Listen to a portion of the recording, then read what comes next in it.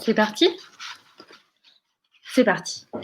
Bonjour à toutes et à tous. Merci de nous rejoindre pour ce moment émouvant. C'est le tout dernier rendez-vous des mardis de l'innovation, du mois de l'innovation publique, mais pas le dernier rendez-vous du mois de l'innovation publique, puisqu'il y a quand même plus de 100 événements à suivre cette semaine. Comme toujours, je commence par un petit rappel pratique. On est ensemble pour 1h30, c'est-à-dire jusqu'à 11h. Ce webinaire sera disponible en replay, ainsi que toutes les ressources qui seront partagées dans le chat et discutées pendant la conversation. N'hésitez pas à participer dans le chat tout au long de la conversation. On prendra les questions au fur et à mesure et puis il y aura un temps dédié aussi à la conversation, bien évidemment. Et je ne me suis pas présentée, je suis Clémence Penn et je travaille à la direction interministérielle de la transformation publique, la DITP, qui organise le mois de l'innovation. Alors, le sujet du jour. Tout au long du mois, on a discuté avec des philosophes, des ambassadeurs, des praticiens, des praticiennes de l'innovation pour transformer l'action publique. Malgré la crise sanitaire, c'était l'épisode 1, grâce à un gouvernement ouvert, c'était l'épisode 2, au service de la transition écologique, épisode 3. Et au cours de ces discussions, on a entendu des constats un peu moroses. Que le service public n'est pas un employeur très agile, que les outils et les méthodes de l'administration ne sont pas toujours adaptés, que la culture de la haute administration n'évolue pas au même rythme que la société. Un peu déprimant. Pourtant, rien que pendant le mois de l'innovation publique, on voit que absolument partout en France et dans toutes les administrations, il y a des agents publics qui prennent des initiatives, des administrations qui testent des nouvelles méthodes, qui s'initient au design, qui se mobilisent au service de causes qui font du sens. Donc, il y a un décalage entre nos représentations et puis peut-être la réalité des dynamiques en cours dans l'administration. Alors, comment faire pour renouveler les représentations de l'action publique et redonner du sens à nos missions ? Est-ce qu'on peut trouver un horizon à inventer entre la technocratie d'une part et puis la start-up nation d'autre part ? Alors, même la ministre de la Transformation et de la Fonction publique, Amélie de Montchalin, est consciente du problème puisqu'elle a proposé en octobre, Aurélien, slide, de renouveler la sociologie de la haute fonction publique en réformant les concours de la haute administration. Je vous cite un extrait d'une interview qu'elle a donnée dans Le Monde. La haute fonction publique a perdu en diversité sociale et territoriale. Dans la promo 2019-2020 de l'ENA, 76% des élèves ont un père exerçant une profession dite supérieure. 1% d'entre eux ont un père ouvrier. C'était 4% en 2006, c'était déjà pas terrible. Comment voulez-vous que la haute fonction publique inspire confiance si elle ne ressemble pas à ce qu'est la France ? Alors, la réforme des concours, des politiques RH, davantage d'autonomie, davantage d'engagement, ça fait aussi partie des propositions du manifeste de l'association Profil Public qui réclame un secteur public de demain. Vidéo.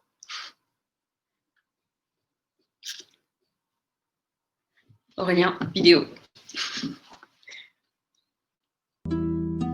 Merci.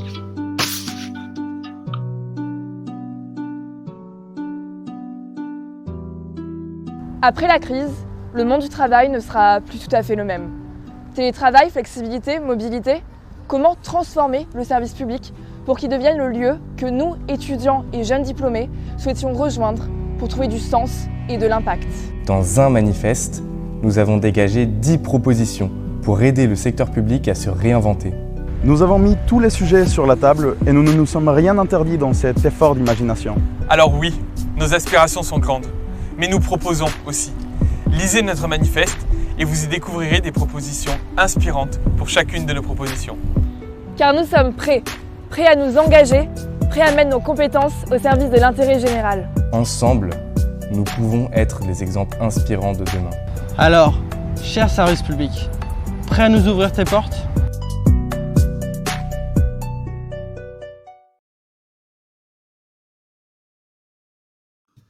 Je vous partage les 10 propositions du manifeste dans le chat. Est-ce que la solution se trouve dans le renouvellement démographique ?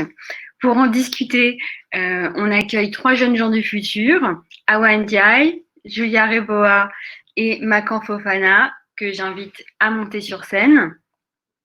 Bienvenue à tous. Bienvenue Macan, bienvenue Julia, Bonjour. et bienvenue Awa. Vous êtes tous les trois engagés dans des initiatives critiques qui ouvrent des nouveaux horizons. Je vais vous laisser vous présenter, peut-être en commençant par Julia. Julia, pourquoi faut-il sortir des représentations pour réinventer l'action publique ? Je suis pas spécialiste des imaginaires. Je pense que Awa et Katie pourront y répondre beaucoup mieux que moi. Mais ce qui est sûr, c'est que pour avoir fait de la sociologie, les représentations que nous avons de la société, de notre culture, de notre histoire, sont vraiment autoréalisatrices. Et effectivement, nos représentations de l'expertise, du savoir, de l'autorité sont extrêmement liées à l'homme blanc de 50 ans surdiplômé. Et ça impacte vraiment la manière dont on va réaliser l'action publique. Et tu veux peut-être nous parler de fonction publique 21 ? Oui, je peux me présenter rapidement, bien vu Clémence. Du coup, moi, je travaille à Paris, à l'Agence nationale de la cohésion des territoires sur les questions de tiers-lieux. Et aussi, à côté, je suis présidente de l'association Fonction publique du XXIe siècle, qui est une association de jeunes agents publics, qui notamment se questionne sur l'avenir de la fonction publique et de l'action publique. Et après avoir pas mal questionné nos méthodes d'innovation publique, on s'est rendu compte que pour vraiment se poser des questions structurelles, il allait falloir se poser des questions de genre, de race, de handicap, qui sont des discriminations structurelles dans la manière dont on fait l'action publique. Ça te va comme ça, Clémence ? Très bien. Et je passe la parole à Awa. Awa, est-ce que tu peux te présenter ? Oui, bonjour tout le monde. Donc moi, je m'appelle Awa Ndiaye, je bosse dans le secteur public au sein de la Caisse des dépôts. Et en fait, à côté de cela, j'anime un podcast qui s'appelle Tête à Tech, qui est un podcast technocritique. Alors, je ne sais pas si on peut passer l'extrait maintenant. J'avais un petit extrait sur ce qu'on fait dans Tête à Tech. Clémence, qu'est-ce que tu en penses ? De ta présentation, très bien, du podcast aussi. Et je passe la parole à Macan, qui est designer. Je crois qu'Awa voulait présenter sa vidéo, non ? On le fera après. Ok. Donc, bonjour, je suis Macan Fofana, je travaille au ministère de la Magie en charge de la banlieue du Turfu. Je suis également le fondateur du laboratoire qui explore le Turfu par le design, la fiction et les imaginaires. Et un ouvrage est à paraître sur la question en février 2021. Je suis également en cours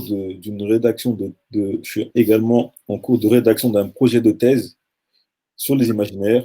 Et mon dessert favori, c'est le tiramisu chocolat blanc noix de coco. Merci beaucoup. Julia, est-ce que tu peux réagir sur le tiramisu ? Complètement, Clémence. J'ai été choquée, en fait, sur l'histoire du tiramisu. Je pense qu'il faut qu'on en reparle vraiment de cette histoire. En fait, on n'est pas d'accord sur tout. C'est intéressant, cette table ronde. Du coup, c'est maintenant où je parle un petit peu de ce que je pense. Voilà, du coup, je te repose ma question de lancement.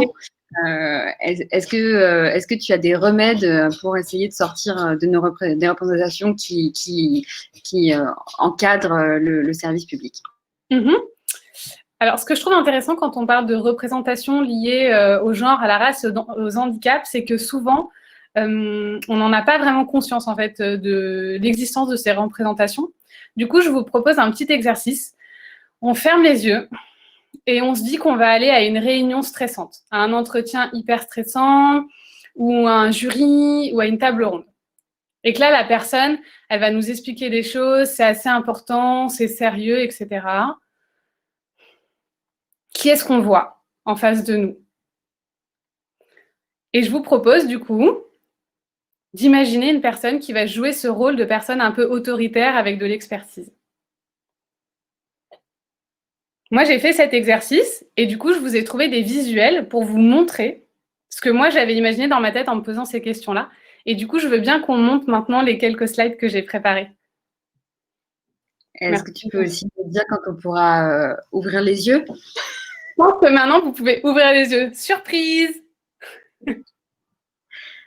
Voilà. Donc, en fait, moi, quand je me dis que je vais aller à une réunion ministérielle, j'imagine que ça va être comme ça. Et évidemment, Clément, je bosse dans le numérique, mais je suis électronée. Donc, pour passer, yes, comme ça. Ou j'imagine que ça va être comme ça aussi. Par exemple, c'est un comité interministériel du handicap. Donc, il y a un handicapé, mais d'habitude, il n'y en a jamais. Après, hop, une réunion avec des ministériels et des députés. Ensuite, une réunion filière pro-câble, très bien. Ensuite, une réunion outre-mer. On voit quelques personnes racisées quand même. Une mission d'information au Sénat. Le groupe PS à l'Assemblée nationale. Voilà, c'est un peu comme ça que je me représente les choses. Le sommet du G20, ce genre de choses. Voilà, quand j'imagine une réunion importante, des discussions un peu à enjeu. Et là, après, c'est des séries que je regarde. Président Palmer dans 24 heures chrono, ou Borgen avec Brigitte Neyborg, que j'adore. Voilà, ou Crip Camp, qui est le documentaire de Netflix. Je veux bien qu'on ferme le slide et vous dire un peu où je veux en venir. C'est qu'en fait, finalement, on est nombreux, quand on pense à l'expertise, à l'autorité, au pouvoir, à l'associer à l'homme blanc de 50 ans, bourgeois, hétéro. Voilà, c'est comme ça. C'est comme ça qu'on associe finalement le pouvoir, l'autorité. Et en fait, finalement, c'est assez autoréalisateur. C'est-à-dire que parce qu'on va associer ce pouvoir, cette légitimité, cette expertise à l'homme blanc de 50 ans, bah, finalement, on va aussi créer cette légitimité. C'est-à-dire que, par exemple, quand vous allez constituer, par exemple, une table ronde, vous allez chercher l'expert.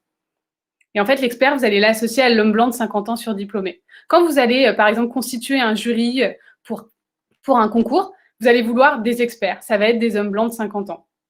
Sur Twitter, vous allez liker aussi plus facilement les tweets d'hommes blancs un peu diplômés, bourgeois, etc. Alors effectivement, ils n'auront peut-être pas 50 ans sur Twitter, mais c'est toujours un peu la même logique. Puis vous allez aussi leur donner plus de financement. Par exemple, quand vous faites, je ne sais pas, vous traitez un appel à projet, vous allez plus facilement sélectionner le jeune trentenaire blanc qui a fait les bons diplômes, etc., plutôt qu'une jeune femme racisée ou une jeune femme qui a un handicap, même si elle est hyper motivée. Voilà, c'est un peu ça que je voulais décrire, c'était finalement comment c'était nos imaginaires sur cette idée de l'autorité, de la légitimité. Je ne sais pas si j'ai le temps de dire un peu quelles sont les pistes. Ouais, je le fais, Clémence, maintenant. Donc finalement, après, on va se poser des questions, on va discuter ensemble, mais je pense que c'est... Il y a quelqu'un qui demande « a way to escape », c'est parce que vraiment, c'est trop pourri ce que je raconte, il faut me le dire. Bon, je finis rapidement, mais du coup... Finalement, on peut se poser la question de ce que je vous dis, est-ce que c'est vrai ou pas? Ou en fait, on peut partir du fait que oui, en fait, on est dans une société raciste, sexiste et validiste. Et du coup, au lieu de se poser la question de est-ce que ce constat, c'est vrai ou pas, peut-être qu'un jour, on pourrait faire la paix en fait avec notre société, accepter qu'on a des vrais biais qui sont ceux-ci, et en fait, plutôt se poser la question... Ah, ok, super, très bien, merci pour les commentaires. Et du coup, se poser plutôt la question de comment on s'en sort. Comment on s'en sort? Moi, je suis assez nouvelle sur ces sujets-là. Hein. Ça doit faire 1 an et demi, 2 ans que je me pose des questions, même si j'ai fait des études de sociologie. Et en fait, il y a un livre que j'ai trouvé très bien. Alors, je lis plein de trucs, évidemment, sur le sujet, mais il y a un livre qui est très bien, qui est de Jamila Ribeiro, et qui, finalement, nous propose des trucs très concrets pour un peu sortir de ça. Bon, évidemment, si on veut questionner ces trucs-là en introduction, en fait, il ne faut pas s'intéresser aux discriminations. Il va falloir à un moment donné s'intéresser aussi à nos propres privilèges. C'est-à-dire qu'à un moment donné, par exemple, moi, je me définis comme blanche. Donc oui, je suis discriminée en tant que femme, mais j'ai des vrais privilèges de blanche, de bourgeoise et de valide. Et en fait, il va falloir qu'à un moment donné, chacun se positionne aussi dans cet écosystème. Oui, je vous donnerai la ref, Léo. Merci beaucoup. C'est Jamila Ribeiro et à la fin, j'ai fait un petit truc avec une liste de références. Et donc, du coup, c'est finalement comment chacun se positionne dans cet écosystème des discriminations et des privilèges parce que finalement, on est tous un peu et discriminés et privilégiés, même si parfois, il y en a qui cumulent clairement. Par exemple, la jeune femme noire, lesbienne, musulmane, clairement, c'est chaud. Alors que c'est vrai que l'homme blanc de 50 ans, surdiplômé, valide à la Cour des comptes, ça se passera sûrement mieux. Voilà, donc du coup, elle dit par exemple que la première chose à faire, c'est de s'informer, de se documenter. Donc, il faut lire des choses. Ça, vous n'avez pas le choix. Après, vous n'êtes pas tous obligés de lire des articles de recherche. Il y a des comptes Twitter, il y a des podcasts, il y a des documentaires et des films sur Netflix. Enfin, en fait, il y a plein de modalités différentes de se renseigner. Je pense qu'il ne faut pas tout de suite aller sur des trucs hyper scolaires ou académiques. Ensuite, il y a employer les bons mots. Je pense qu'il faut accepter de parler de blanc. Il faut accepter de parler de race, de racisme, de handicap, de handicapé aussi. Parce que tant qu'on nommera pas les choses, bah finalement, on met un voile sur cette réalité en parlant d'une espèce de neutralité, de normes républicaines qui finalement ne veut pas dire grand-chose si à un moment donné, on n'arrive pas à la matérialiser. Ensuite, il faut assumer ses propres biais. Par exemple, j'associe le blanc, moi, par exemple, à l'expertise et au savoir quand je constitue une table ronde. Ou par exemple, je dis le grand black. Ou par exemple, je vais dire elle est handicapée, mais elle est belle. Voilà, bon, clairement, c'est grave en fait de dire ça, mais il faut se le dire en fait. Sinon, après, on ne changera pas. Il faut assumer qu'on a des propres biais. Ensuite, il faut reconnaître ses privilèges. Donc, c'est ce que je disais. Oui, bah voilà, j'ai un parcours bourgeois, ou par exemple, oui, j'ai pas vraiment de handicap, ou ce handicap, finalement, c'est pas le handicap le plus discriminant. Ensuite, il faut accepter d'être le relou. Celui qui en parle toujours de ça, qui revient toujours là-dessus. Eh ouais, elle est vraiment relou, Julia. Et il faut aussi ne pas craindre les représailles. Oui, il y a des collègues qui vous aimeront plus. Oui, vous allez perdre des partenaires. Oui, parfois votre chef, il va vous dire non, franchement, là, vous allez tôt là. Mais parfois aussi, et ça c'est possible, vous allez avoir des chefs qui vont vous soutenir et ça va vous changer la vie. Donc, importance du management aussi. Voilà. Bon, finalement, en fait, il y a plein de points que Jamila Ribeiro développe. Et le dernier que je voulais aborder avec vous, c'est que vous pouvez aussi changer votre environnement de travail. Donc, c'est le dernier point. C'est pour ça qu'on est là un peu aussi. C'est pour parler du travail et de nos représentations professionnelles. Donc, par exemple, si on associe l'expertise, le savoir, l'autorité au diplôme. C'est plutôt objectif, en fait. Sauf qu'en fait, on sait qu'aujourd'hui, les diplômes, ils sont beaucoup plus accessibles à certaines personnes, notamment les bourgeois, les blancs, etc. Donc, en fait, peut-être qu'à un moment donné, il faut aussi changer notre rapport au diplôme, c'est-à-dire, en fait, aller chercher les compétences ailleurs. Je m'arrête là parce que aussi, un des trucs quand on est sur de la lutte contre les discriminations, c'est accepter de ne pas être au premier plan et laisser la parole aux premiers concernés. Et donc, si on parle notamment de racisme aujourd'hui et d'imaginaire, je me tais. Voilà. Merci Clémence pour l'invitation. Merci beaucoup, Julia. Et je vais passer la parole à Awa. Awa, une autre présentation qui prend beaucoup de place dans le monde de l'innovation publique, c'est la Startup Nation. Est-ce qu'on peut concevoir des technologies autrement ? Effectivement, et avant de te répondre à ta question, là, je voudrais bien qu'on passe le petit extrait qui va quand même donner un peu plus de contexte à ce que je vais dire par la suite.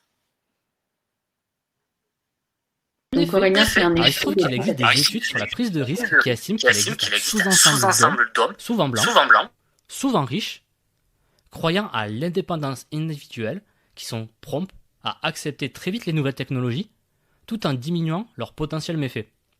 Ce phénomène a même pour nom l'effet de l'homme blanc. Sérieusement ? Et on peut pas dire gna gna gna woke nation, parce que les études que j'ai trouvées sur le sujet datent de 1994 et 2007.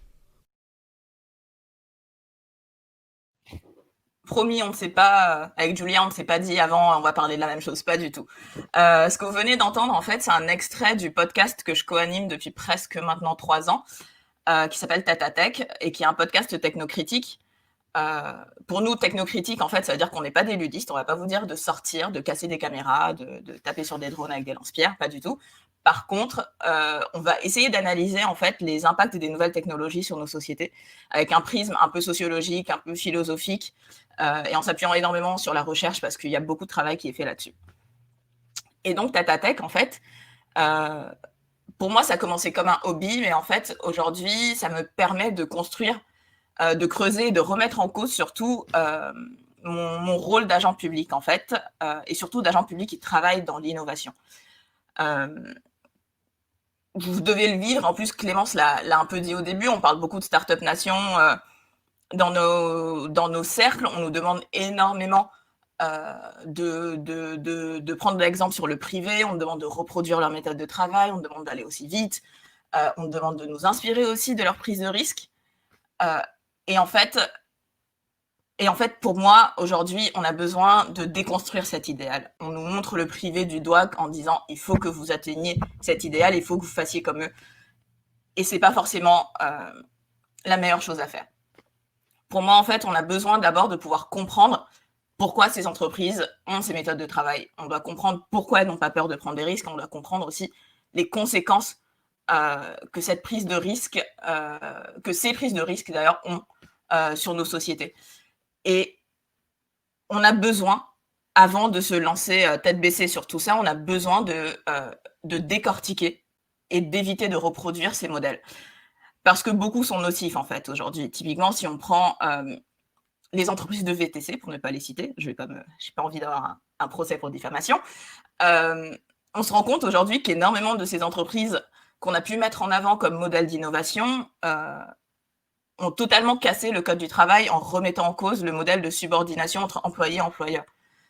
Ça, ce n'est absolument pas quelque chose que l'on veut, enfin je suppose, pour nos citoyens, pour nos usagers et même pour nous en tant qu'agents publics. Et si on revient sur cette idée de syndrome de l'homme blanc qui était évoquée par mon co-animateur, moi, c'est typiquement ce que j'essaie d'éviter dans mon travail. C'est-à-dire qu'on n'a pas besoin d'être un homme blanc pour reproduire ces modèles et pour reproduire ces erreurs. La prise de risque, elle est nécessaire. On travaille tous dans l'innovation. On essaye tous de changer à notre échelle la façon dont on travaille et les services et les produits que l'on crée. Par contre, il faut que cette prise de risque, elle soit mesurée et que surtout qu'elle ne porte pas atteinte à nos usagers et qu'elle ne se fasse pas au détriment de la société globalement. Et si on revient sur cette question d'imaginaire, pour moi, ce n'est pas incompatible. On ne peut pas dire vous ne pouvez pas innover parce que sinon ça pose problème à des gens. Non, en fait, ce qu'on devrait se dire, c'est quel secteur public veut-on pour le futur? Quel secteur public allons-nous construire et comment surtout? Voilà. Merci Awa, c'est vraiment intéressant et important d'expliciter le fait que la question de la représentation, ce n'est pas seulement une question d'image, mais ça rapporte aussi de la façon dont on produit des services publics au service des usagers. Alors, Macan, une inspiration d'un tout autre genre, puisque toi, tu ne travailles pas pour le service public. En revanche, tu portes un sujet au service de l'intérêt général, c'est la banlieue du Turfu. Alors, est-ce que tu peux nous expliquer ce que c'est? Pourquoi le Turfu, c'est mieux que le futur? Est-ce que tu peux passer l'extrait, s'il te plaît? Hypercube est une assemblée de curieux venant de banlieues et bien souvent d'ailleurs, qui s'intéressent au futur des quartiers, que celui qui nous attend. En tant que membre de l'Hypercube, toi et tout le monde ici, on est désormais exploratrices et explorateurs de la banlieue du Turfu. Ce qu'on cherche, des récits et des imaginaires du Turfu.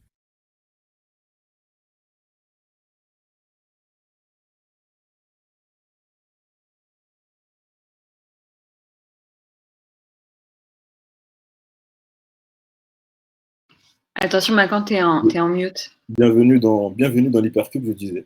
Et justement, lorsque je décide d'explorer les quartiers populaires en empruntant le sillon du futur et des imaginaires, l'expérience fait émerger une réalité.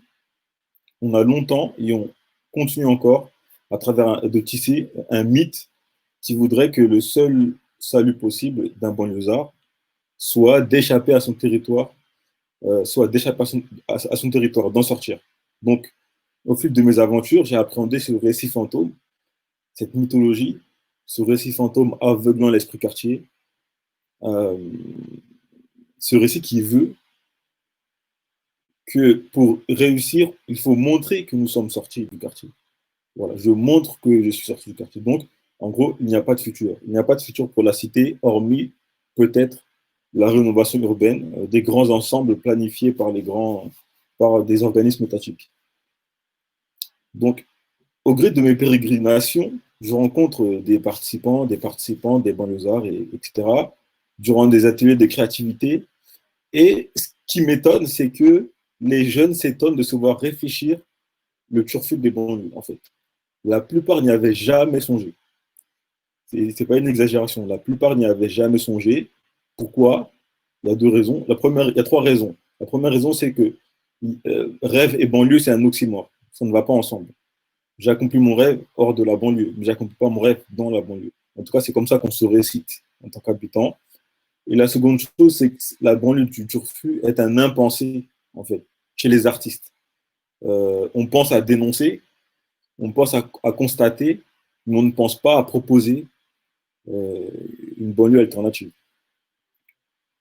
Et donc, il y a un troisième obstacle, on va dire. Il y en a d'autres, mais aujourd'hui, j'en dirai que trois. C'est le désenchantement du monde. Il y a un rappeur qui dit « Il n'y a plus d'espoir, c'est tout pour le Banks ». Le bunk, ça veut dire le quartier. Il n'y a plus d'espoir, c'est tout pour le hall. Ça finit toujours mal. La cité, c'est infernal. Soit tu finis enfermé, soit le pilon t'a touché, c'est-à-dire soit la drogue t'a touché. Et ça, cette citation, je ne travaille pas sur le rap, hein, mais ça me permet d'illustrer mon propos et j'aime bien explorer la culture populaire, y compris le cinéma, mais je n'aurai pas le temps d'en parler aujourd'hui. Cette citation n'est pas qu'une citation, attention, c'est un mythème. Ça veut dire que c'est une thématique récurrente. C'est une histoire qu'on se raconte régulièrement. Et le désenchantement du monde, à savoir que la cité, c'est la merde, entre guillemets, si on veut. C'est un thème répétitif dans les chansons, dans le cinéma, dans le quotidien, sur WhatsApp, tout le temps. Voilà, donc, étrangement, on a l'impression que les banlieusards sont friands de leur propre tragédie, qu'ils produisent et consomment des récits du désenchantement. Comme si on avait un besoin éperdu et charnel de fables mélancoliques, comme si notre scène était idéale pour le deal d'histoire sombre et pour muscler l'héroïsme des modèles de réussite. Mais pourquoi cette accumulation magmatique d'histoires tristes? Donc, suite à tout ça, j'ai décidé de travailler sur le Turfu, de créer le Turfu, la banlieue du Turfu.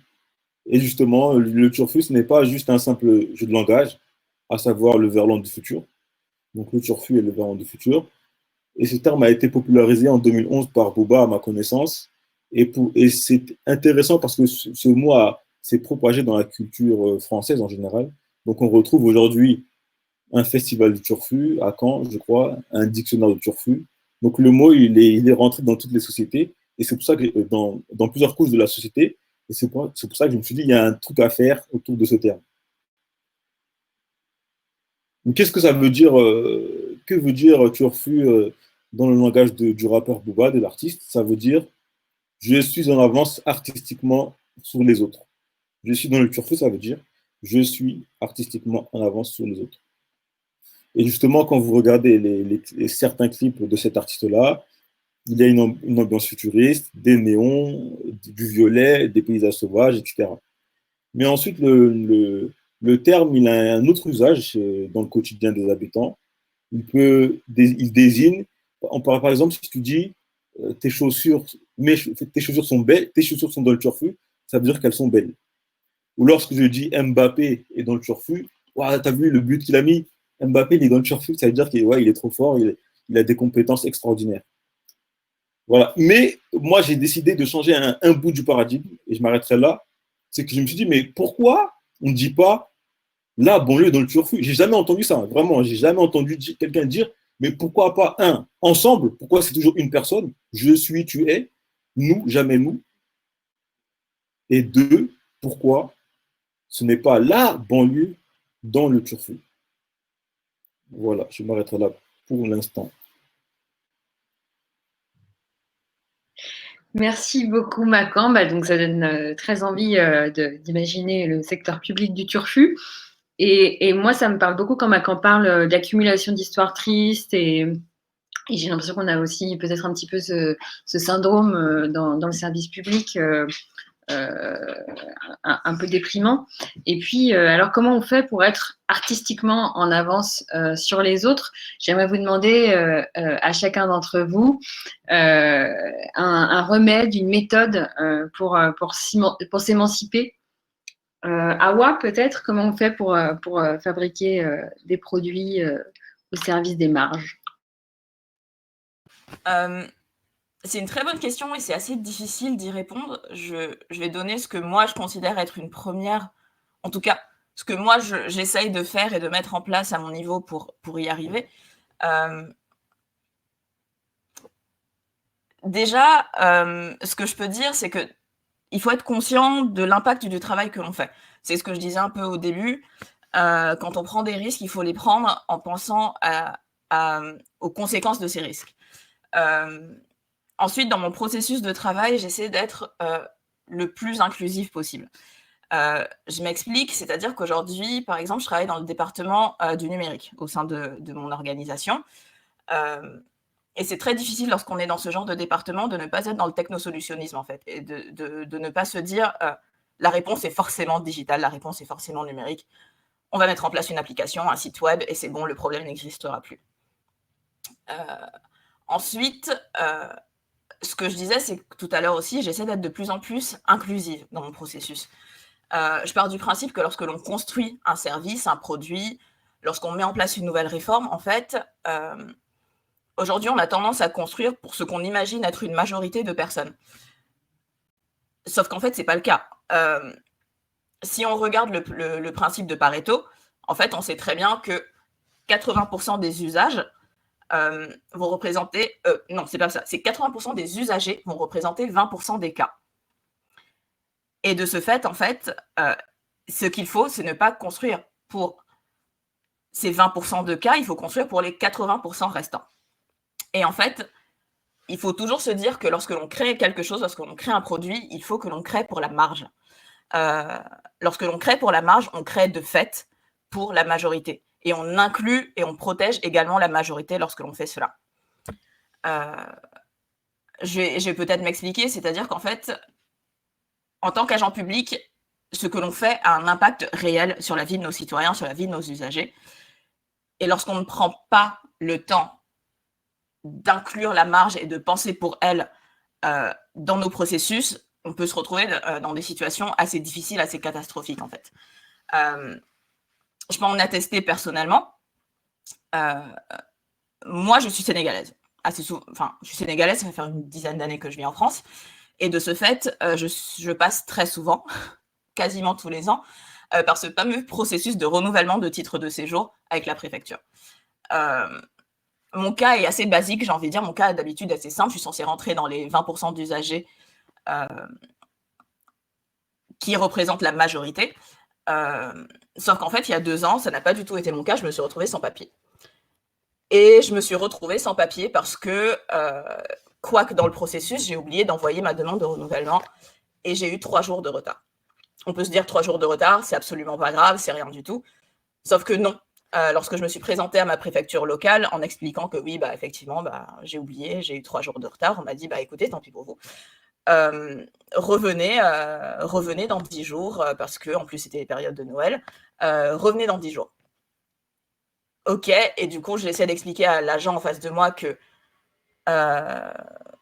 premièrement, le délai n'était pas assez précis, 2 semaines, enfin voilà, qu'est-ce que veut dire 2 semaines, et que deuxièmement, de par cette décision, elle était juste en train de me dire que j'allais perdre mon emploi, parce que du coup, sans papier, on n'a pas d'emploi. Et du coup, elle m'a dit, bah écoutez, tant pis, c'est le processus, c'est comme ça, c'est la règle, c'est la norme, on ne peut pas faire autrement. C'était un peu difficile, je vous avoue, que ça m'a fait un mini confinement à l'époque. Pendant une dizaine de jours, je suis restée cloîtrée chez moi parce que, je pense que très peu d'entre vous ont pu vivre la vie de sans-papier, et je ne dis pas que je l'ai vécu, hein, ça a été 10 jours, ça n'a pas été plusieurs années de ma vie.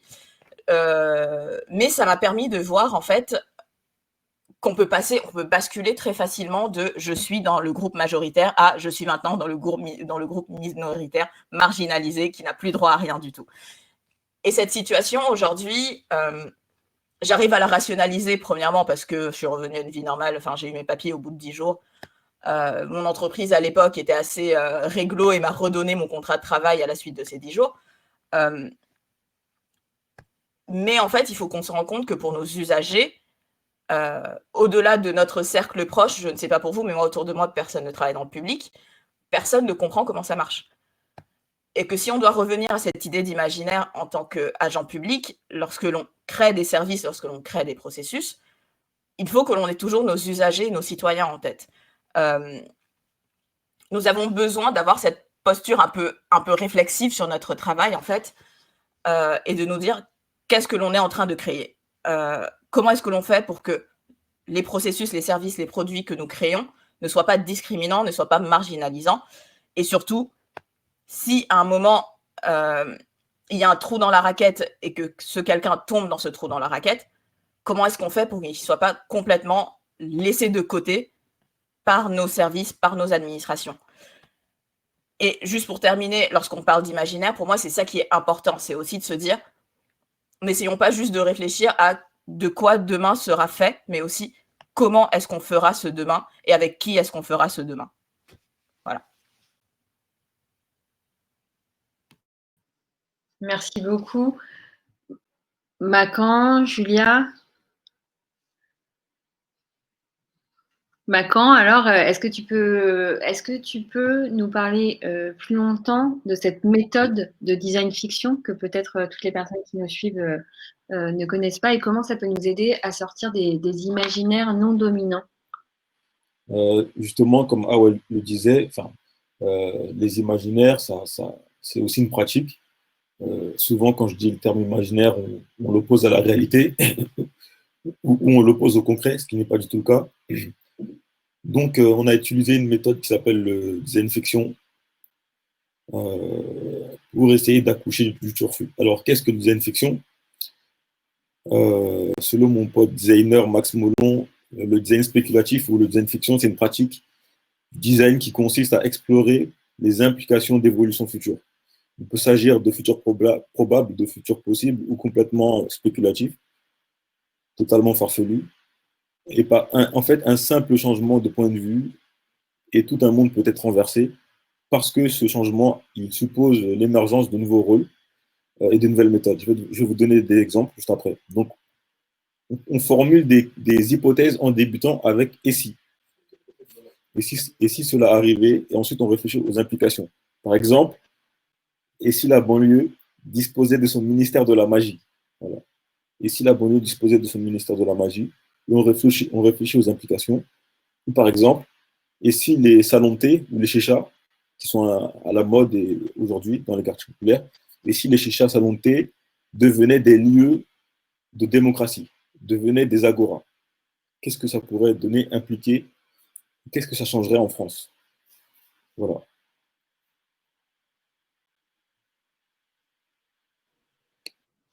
Merci beaucoup et on finit par Julia. Julia, des astuces, des conseils pour s'émanciper? Moi, vraiment, j'en suis au début du process, c'est-à-dire que je commence vraiment à mettre des mots sur les privilèges dont je bénéficie et les discriminations aussi que je fais vivre. En fait, j'ai commencé par le sexisme en me disant « Ok, je suis discriminée comme femme, voilà pourquoi ça me fait souffrir, etc. » Et après, je me suis dit « Ok, mais en fait, il y a d'autres formes de discrimination, du coup, d'autres formes de privilèges, et en fait, j'en bénéficie. » Donc, ce qui m'a aidé, bien sûr, c'est la sociologie, c'est mes études, et après, surtout, beaucoup, en fait, de choses qui sont en ligne et qui sont accessibles pour tout le monde. Donc, du coup, vous pouvez, par exemple, sur le racisme, écouter Kif Taras. Vous pouvez regarder, de Rokhaya Diallo notamment, vous pouvez regarder le film Dans leur regard sur Netflix. Vous pouvez regarder un documentaire qui s'appelle I'm Not Your Negro, qui est exceptionnel sur la question du racisme aux États-Unis. Il y a aussi la série vraiment géniale Dear White People, où on se moque beaucoup de blanchité et de privilèges. C'est vraiment super. En tout cas, moi, ça m'a aidé. Après, Macan Awa, vous me direz, hein, peut-être que les rêves ne sont pas très bonnes sur tout ce que je suis en train de dire. Sur le handicap, il y a le compte Twitter, les dévalideuses, et Elisa Rojas. Bon, n'hésitez pas à me dire hein, si vous trouvez que c'est pas ouf comme rêve. Donc sur le handicap, il y a ça.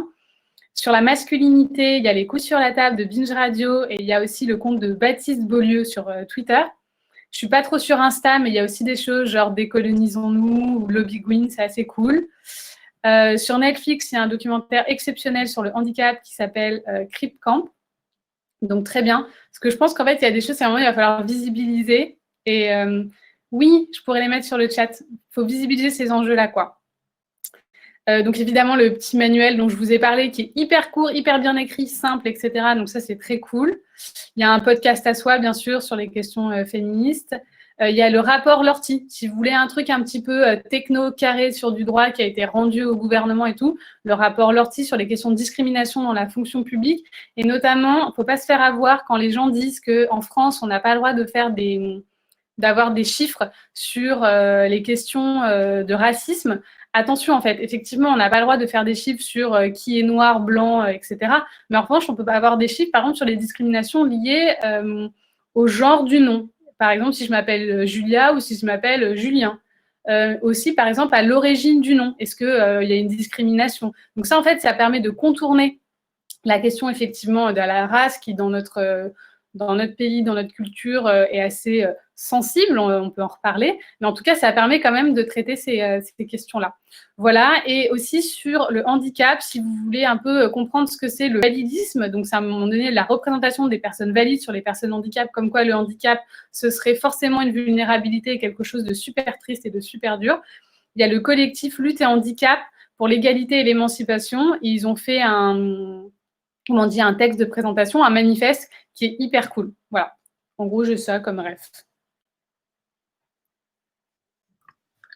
Merci beaucoup, Julia. Et effectivement, on partagera toutes les références citées par nos invités, évidemment, dans le replay et sur notre site internet. Alors, pour élargir encore un petit peu la discussion, je voudrais juste vous lire un petit passage d'un papier publié hier soir sur le média Autrement, justement sur la question des imaginaires et pourquoi c'est grave de disposer d'imaginaires peu nombreux et assez pauvres pour l'action publique. Alors, c'est Johan Olivier, designer, qui répond. Le problème avec ces imaginaires réduits, c'est quand il s'agit de penser la transformation, on dispose d'un petit nombre de solutions et d'idées. Si on ne prend pas un temps d'ouverture des imaginaires au début d'une démarche de transformation publique, on se retrouve vite avec les mêmes idées, les mêmes artefacts, les mêmes poncifs qui reviennent. Le chatbot, vous connaissez, le Uber des services sociaux, le Airbnb du logement social, le guichet unique des aides. Et ça décrit un monde dans lequel, fondamentalement, tout le monde comprend les éléments de réponse, car il relève d'un imaginaire dominant, mais il n'y a plus aucune vitalité, aucune intégration des valeurs et des principes du service public. Aucune pensée politique. Et on arrive à des propositions déconnectées des aspirations des gens et déconnectées des enjeux de l'époque. Alors, pour nourrir nos imaginaires, on a élargi le cercle au-delà de nos invités et on a demandé à des camarades inspirés de nous donner des conseils. Ils nous ont répondu en vidéo. Aurélien, si tu peux lancer la vidéo.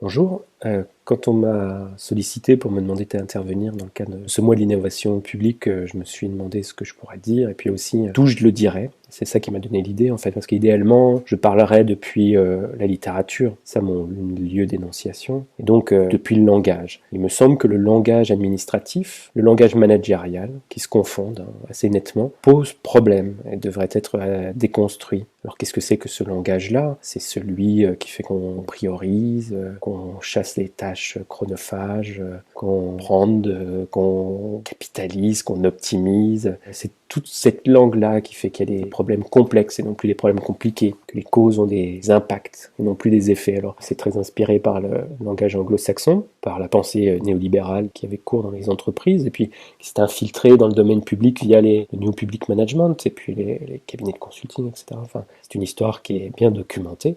Ce langage, il pose problème, parce qu'il n'est pas innocent, aucun langage n'est innocent. Alors il pose problème parce qu'il impose un cadre, c'est comme si votre pensée roulait sur des rails et qu'elle ne pouvait pas en sortir, c'est-à-dire que ça fonctionne aussi comme une camisole, cette langue-là. Dans son cours au Collège de France, enfin le cours inaugural au Collège de France, Roland Barthes disait « La langue comme performance de tout langage n'est ni réactionnaire ni progressiste, elle est fasciste, car le fascisme ce n'est pas d'empêcher de dire, c'est obliger à dire. » Et ces mots-là fonctionnent comme un peu des passages obligés. Ensuite, cette langue, elle pose des problèmes aussi d'automatisme, de paresse, de facilité. C'est-à-dire qu'on vous tous, dans des réunions, vous entendez des phrases ou sur des PowerPoint du type dans un monde complexe comme le nôtre, il est important de pouvoir s'adapter dans les meilleurs délais aux enjeux nouveaux. Voilà. Alors on a adapté, enjeux complexes.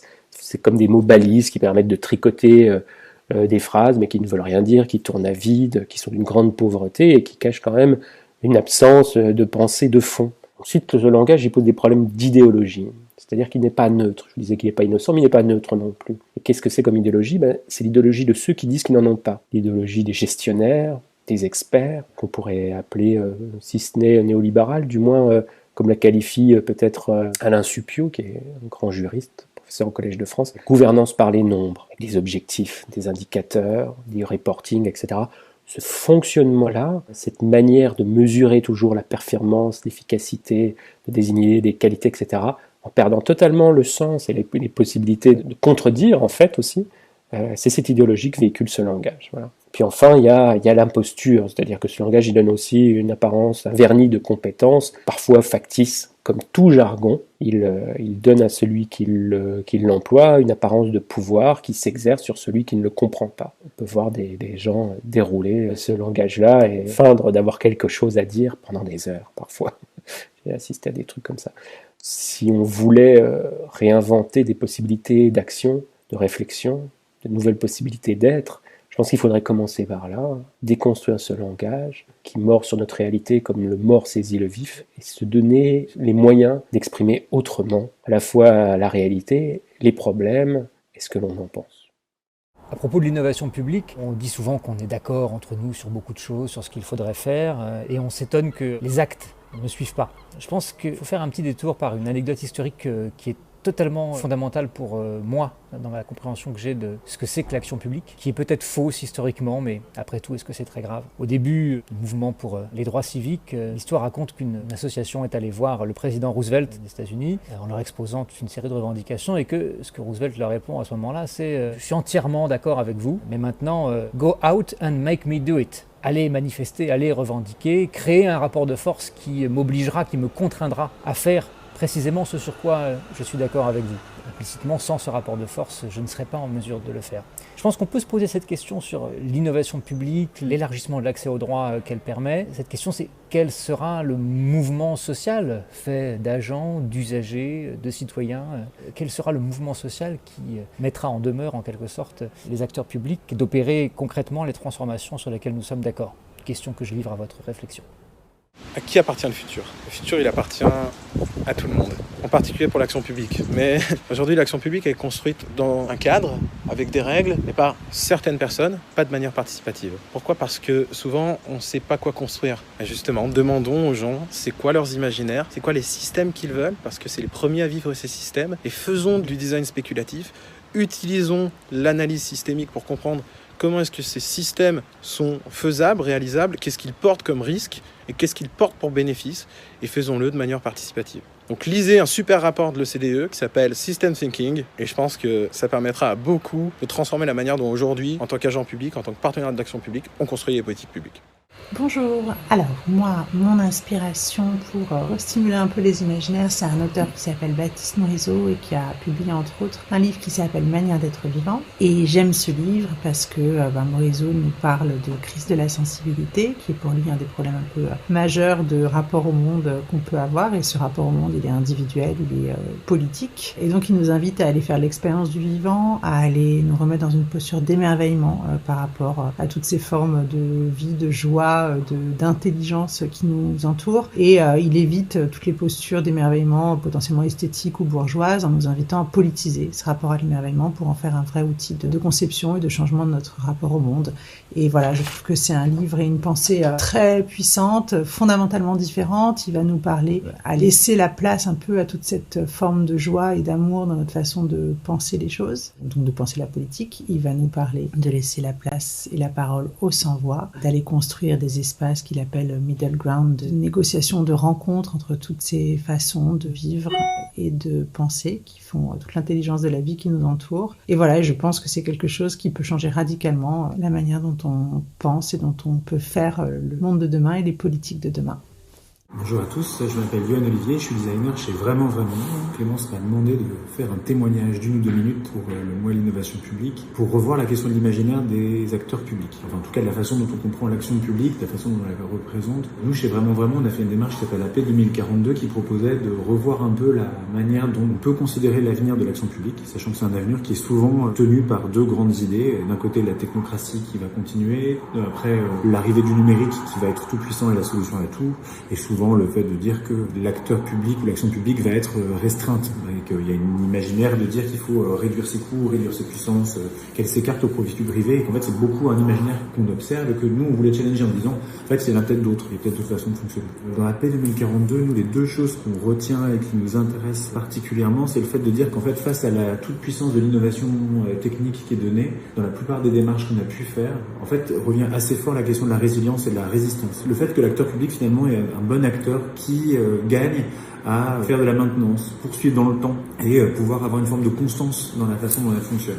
Et en fait, entre guillemets, c'est intéressant de penser l'acteur public comme une sorte de remède aux effets de la start-upisation, au remède de l'ubérisation, au remède de tous ces trucs-là, et qui dessine que on a des modes d'organisation nouveaux qui vont avoir lieu et que réussir à maintenir dedans un fait collectif et social, c'est une belle perspective, si on arrive à le faire de manière non sécuritaire. Dans ces perspectives-là, il y a plein d'auteurs de science-fiction qui ont forcément dit plein de belles choses là-dessus. Moi, j'aurais voulu souligner deux que je trouve assez intéressants dans ces temps qui courent et ce qui nous arrive. Le premier, c'est un livre de Robert Charles Wilson qui s'appelle Les Affinités, qui est un petit livre au regard de sa bibliographie qui parle de l'avenir des réseaux sociaux et de la manière dont on pourrait avoir des reconfigurations complètes de l'espace public et du fait de ces nouvelles perspectives de réseaux sociaux, neurologiques, cognitifs et comment est-ce qu'on peut organiser ça. Et je trouve qu'en fait, c'est une bonne mise en garde de la façon dont l'acteur public peut se prémunir de situations d'appartenance de communautés qui finissent par avoir la sensation de vouloir vivre que entre elles. Je trouve qu'il y a un truc à aller creuser dans cette question, sachant qu'il ne donne pas la réponse, mais en tout cas qui pose bien les problèmes. Et d'un autre côté, j'aurais bien aimé vous partager Anathème, qui est un très beau livre de Neil Stephenson, qui raconte une sorte de drôle de vie monacale dans lequel des gens essaient de maintenir la connaissance scientifique et mettent en place des stratégies de manière à pouvoir rester à distance de la folie du monde. Et de se dire qu'en fait, leur rôle, c'est de réussir à garantir la continuité et la pérennité de la science. Et comment est-ce qu'ils sont capables de pouvoir résister à des formes de croyances ou d'idées qui pourraient remettre en cause complètement ce fait scientifique. Et par les temps qui courent, c'est toujours intéressant d'avoir des gens qui essaient de proposer des formes de continuité, de dire dans un monde qui cycliquement va pouvoir se mettre à douter, et avoir des gens qui essaient de maintenir une forme de connaissance empirique solide, me semble être une belle perspective et qui est une belle image de l'action publique de demain.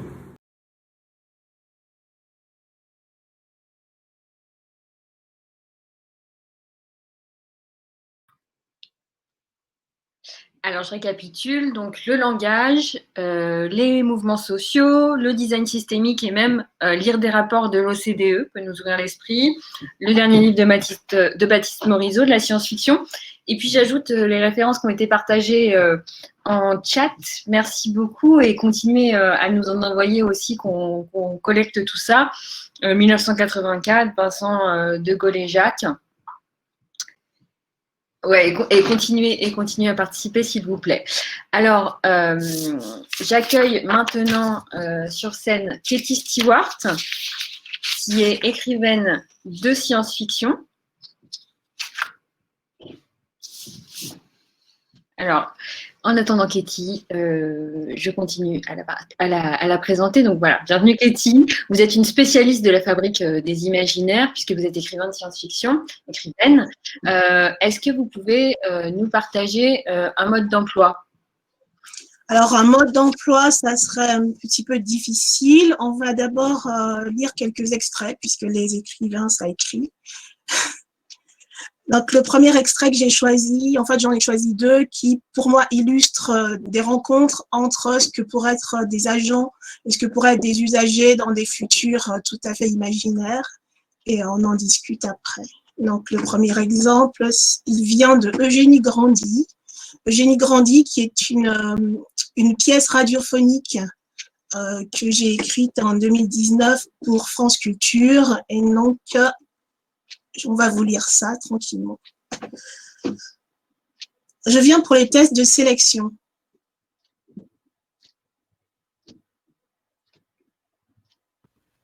Désolée, j'ai oublié d'ouvrir mon micro. Est-ce que tu veux bien que l'on recommence, s'il te plaît? Je viens pour les tests de sélection. Les tests? Pour rentrer à l'Institut de l'innovation? C'est ça. Vous êtes sûr? Vous avez passé les présélections? J'ai une puce, comme vous. Vous disposez d'un lecteur, ici. Pourquoi toutes ces questions? Je pourrais le prendre très mal que vous me dévisagiez de cette façon. Pardon, ce n'est pas méchant. Disons que j'ai été surpris de votre demande. Ici, on n'a pas trop l'habitude...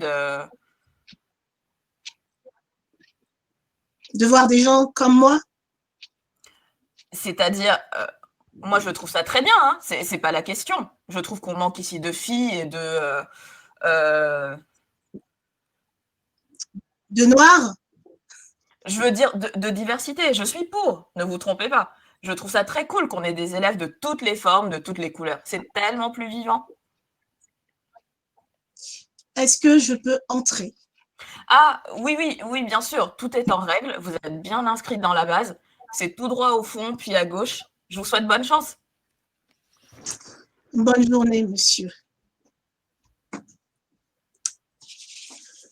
Alors ça, c'est censé se passer en 2000, dans les années 2030, je pense. L'autre texte, plutôt 2050. Alors évidemment, moi, je ne suis pas Madame Soleil. Hein, quand je dis 2050 et 2030, c'est totalement imaginaire. Donc ici, c'est un extrait d'une nouvelle qui s'appelle Ombre, qui a donc été publiée dans une revue de designer en mars 2019. Donc, ce qu'on voit, ce qu'on a comme scène ici, c'est raconté par une femme qui est agent public, sachant que dans ce futur, les agents publics sont secrets.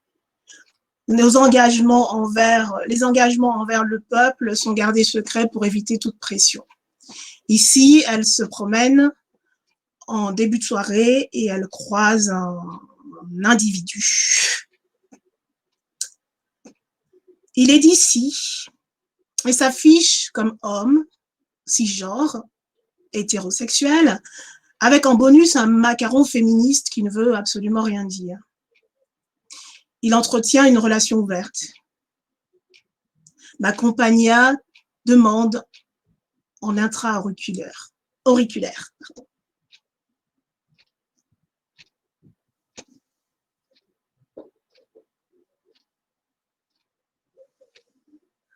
Alors, ma compagna doit être en panne, car je ne l'entends pas. Voulez-vous partager des informations de sensibilité B avec votre interlocuteur?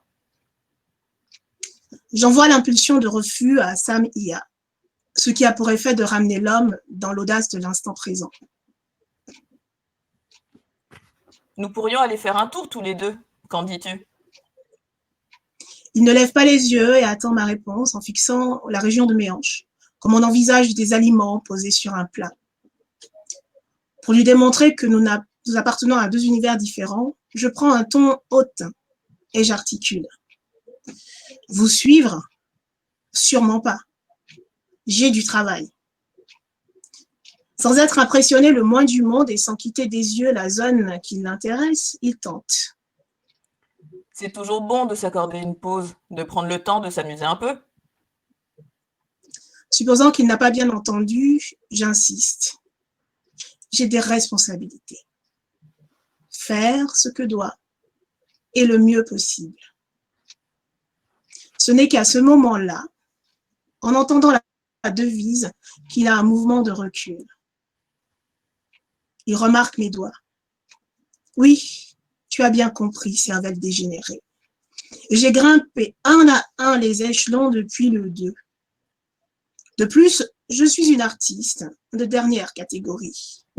Hors échelle, transéchelonnée. Je décide de ton quotidien dans le plus grand secret. J'aurais, si je le souhaitais, le droit de te tuer sur le champ. Mais là, maintenant, j'ai surtout besoin d'alcool. Écarte-toi de mon chemin. Il s'excuse platement et me laisse passer. Merci, Awa. Donc, je vous explique un petit peu d'où je parle. Je suis effectivement écrivaine de science-fiction, publiée depuis 2003. Je suis également, alors depuis 18 mois, psychologue clinicienne. Et pendant 15 années, j'ai été agent de la fonction publique d'État, puisque j'ai été conseillère principale d'éducation dans plusieurs établissements scolaires, et notamment en lycée professionnel en banlieue.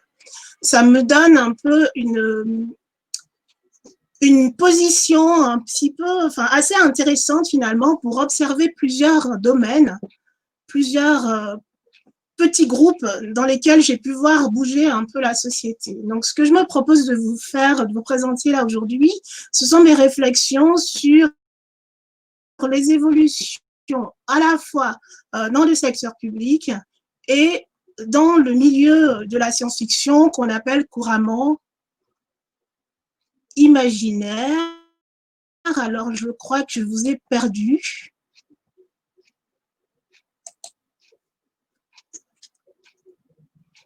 Non, êtes-vous là? J'ai l'impression de vous avoir perdu un temps. Moi, je t'entends toujours bien. J'ai coupé ma vidéo pas de pour souci, réserver très bien, la bande passante Donc, et Kawa aussi.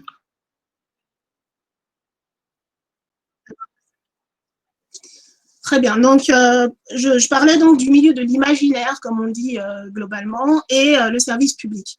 Donc, deux évolutions qui, à mon sens, sont liées à des visions qu'on se fait du public. Quand on écrit des textes de science-fiction, on s'imagine le public auquel vont s'adresser ces textes. Et quand on fait un service public, quand on participe à un service public, on a aussi une imagination de ce que peuvent être les personnes à qui on va s'adresser. Pendant très longtemps, la vision qu'avait l'auteur de science-fiction de son public, c'était très simple, puisque les auteurs de science-fiction étaient majoritairement des personnes, comme Julia les a décrites tout à l'heure, des hommes blancs occidentaux, qui écrivaient des histoires pour hommes blancs occidentaux. Combien de personnes m'ont dit « mais moi, la science-fiction, je n'aime pas du tout ça ». Et en discutant, on se rend compte qu'il s'agit d'une science-fiction qui est celle qui a été majoritaire pendant des années et qui donc raconte des histoires d'hommes blancs pour des hommes blancs, et donc pour imaginer un futur d'hommes blancs. Dans le service public, petit problème de biais également, on en a parlé dans plusieurs domaines déjà, donc les autres intervenants en ont parlé.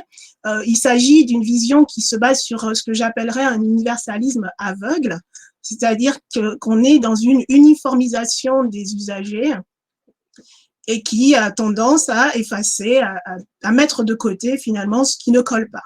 Ces deux visions du public vont créer un dedans et un dehors. Qu'est-ce qui est de la bonne science-fiction? Qu'est-ce qui n'en est pas? Qu'est-ce qui est un bon usager? Qu'est-ce qui n'en est pas? Alors la bonne science-fiction, suivant cette définition qui commence à être dépassée, c'était des histoires dans lesquelles un homme blanc occidental, de préférence seul, va sauver le monde de périls extérieurs. Il va utiliser la technologie, et dans cette vision, le progrès ne peut être que technologique. Il n'y a pas d'alternative, nous dit-on, et on va avoir des récits qui vont être des récits de guerre, de confrontation, de conquête, de colonisation, et à la marge seulement des auteurs qui vont essayer de faire autre chose, des auteurs et des autrices qui restent rares et qui ne participent pas du tout à la définition du genre.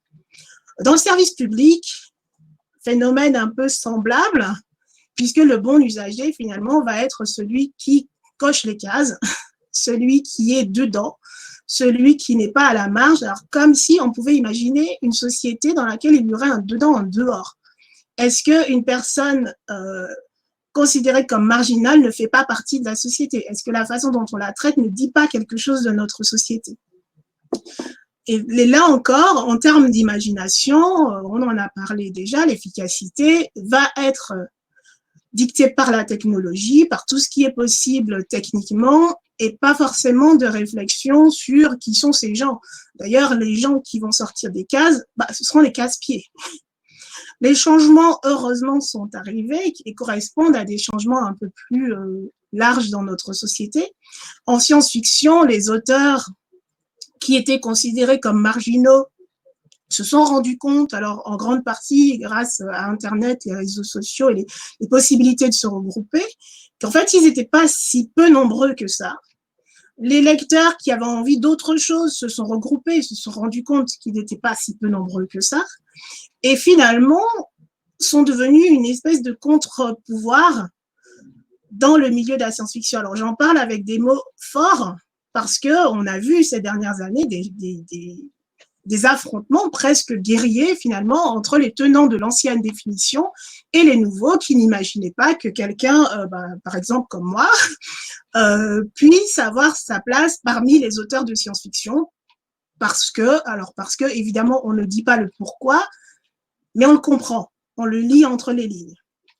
Dans le service public aussi, les usagers ont réussi souvent à se mettre en lien et à signaler les problèmes qu'ils peuvent avoir en n'entrant pas dans les cases. Ces personnes qu'on n'entendait pas sont entendues. Et là, la question que je pose au service public dont je ne fais presque plus partie, c'est qu'est-ce qu'on fait de ces changements et de quelle manière on réagit. Alors, en tant qu'écrivaine de science-fiction, j'ai réfléchi à ces questions, j'ai modifié ma façon d'écrire, parce que mes premiers textes, quand on arrive comme ça dans un milieu avec des codes assez stricts, mes premiers textes étaient tout à fait conformes à la définition que j'ai décrite. Et j'ai appris à écrire autrement, j'ai appris à m'autoriser à avoir des personnages qui me ressemblent. Alors, quand on a de l'imagination, on peut aussi faire des personnages qui ne nous ressemblent pas. Donc, j'écris aussi des personnages qui ne me ressemblent pas. Mais effectivement, sortir de ces choses, de ces jalons qui sont déjà posés et qui limitent l'imagination et qui limitent les imaginaires du futur. Je me souviens d'un événement en 2018 qui m'a vraiment marqué. C'est Afro-Cyberféminisme.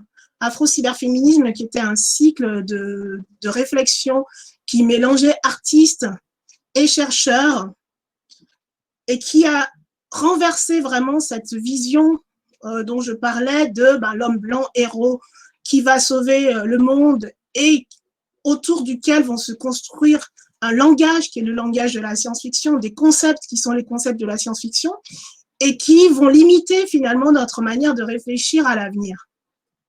Afro-cyberféminisme partait du principe qu'une société souhaitable sera une société capable de donner une place aux profils les plus discriminés, utilisons ce mot, les plus discriminés dans les sociétés, en se disant qu'une société capable de donner une vie à ce genre de profil serait tout à fait capable de donner un avenir à l'ensemble de la société. Ça a l'air de rien, mais c'est révolutionnaire. Et qui sont les personnes les plus discriminées? On l'a évoqué tout à l'heure, c'est une femme, elle est noire, handicapée, queer, et éventuellement, alors on a dit musulmane, mais en tout cas quelque chose qui fait qu'elle ne rentre pas dans la définition générale. Elle va cumuler des difficultés, et si on arrive à soulever ces difficultés-là, alors on peut imaginer des choses intéressantes. Afro-cyberféminisme a laissé un site internet qui s'appelle afroféminisme.org que je vous invite à regarder. Le fait juste de changer de perspective de cette façon a donné des éléments de réflexion, mais vraiment différents, sur des thèmes classiques de la science-fiction, des choses très très différentes et très très nouvelles finalement, et qui parlaient enfin à des gens qui se sont souvent considérés comme mis à l'écart du futur. Et j'ai même envie de dire turfu dans cette acception, parce qu'effectivement, il y a quelque chose, une espèce de croyance que le futur appartient à certains et pas à d'autres. Je suis présidente depuis 18 mois déjà aussi, non, un petit peu plus, 1 an et demi, de l'association qui s'appelle Réseau Université de la Pluralité, qui est une association qui s'intéresse aux imaginaires du futur. Et donc l'idée, c'est de laisser entendre des récits différents, des récits qui changent un peu du récit technophile qu'on connaît bien et qui va dans le mur, et de laisser finalement de la place à d'autres imaginaires. Nous organisons des ateliers d'écriture notamment, mais pas que, de réflexion, pour laisser un peu de place à ce qu'on appelle la pluralité. Et ce mot pluralité, c'est celui sur lequel je voudrais qu'on réfléchisse un peu et qu'on se le garde. Nous sommes dans des sociétés plurielles, unité oui, mais dans la pluralité. Et la pluralité, c'est laisser entendre des voix qu'on n'entend pas d'habitude, c'est faire de la place à ceux qu'on considère comme étant dans la marge, des femmes, des personnes âgées, des personnes qui ne soient pas blanches, des personnes pauvres, des personnes malades, des personnes sans domicile fixe, et d'admettre que ces personnes ont une dignité, que ces personnes ont des compétences, ne serait-ce que la survie comme illustration, voilà, des compétences qui ne sont pas données à tous et qui sont utiles pour faire société. Donc, admettre que ces personnes ne sont pas substituables, qu'on ne va pas penser à leur place et qu'elles ont des choses à dire qui ne sont pas remplaçables par d'autres discours. La pluralité, c'est pas facile. La pluralité, ça implique qu'on sorte de l'idée du rapport de force. Ça implique plus d'écoute et plus de concertation. Ça demande du temps. Ça demande d'accepter de faire communauté avec nos différences.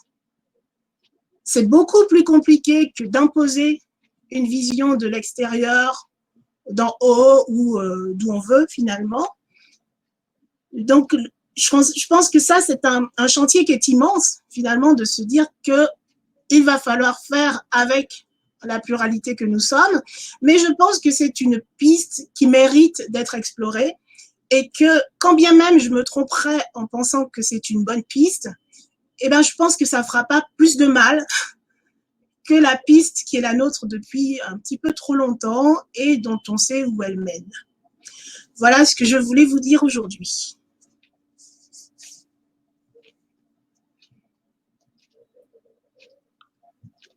Merci beaucoup. J'ouvre tout. Ça fait vraiment plaisir de voir tout. Je peux encore vous parler, mais je me sens un petit peu seule. Ça fait vraiment plaisir. Et peut-être parler de l'idée du dedans et du dehors, qui sont quand même des notions tout à fait artificielles et qui font pas communauté, qui divisent. Est-ce que tu m'entends maintenant, Katie? J'ai l'impression que nous avons été déconnectés. Nous sommes dans des webinaires parallèles. Ok, Julia, tu m'entends, toi? Super, je te vois sourire à mes blagues, c'est rassurant. Ce que je voulais dire, c'est vraiment merci beaucoup pour tous vos commentaires. C'est très encourageant. C'est vrai que ce n'est pas des conversations qu'on a tous les jours dans le secteur public et on sait que ça peut être un peu clivant. À la fois les discussions sur les hommes blancs, mais vous avez vu qu'on en a invité beaucoup à témoigner du moment qu'ils sont écrivains et philosophes. Et je plaisante. Et donc, voilà, c'est super chouette de voir que ça résonne aussi avec vos expériences personnelles et même que ça peut vous réconforter. Alors, tout d'abord, j'ai envie de faire réagir. J'ai noté quelques questions depuis tout à l'heure, pas tant que ça. Mais j'ai envie de vous faire réagir. Awa, Julia, Macan, n'hésitez pas à prendre la parole sur l'intervention de Katie. Félicitations, Awa. Tu transcendes tes compétences d'agent public. C'était courageux de jouer une scénette en direct dans un webinaire. Julia, peut-être que tu peux prendre la parole en premier pour réagir à la très jolie intervention de Katie.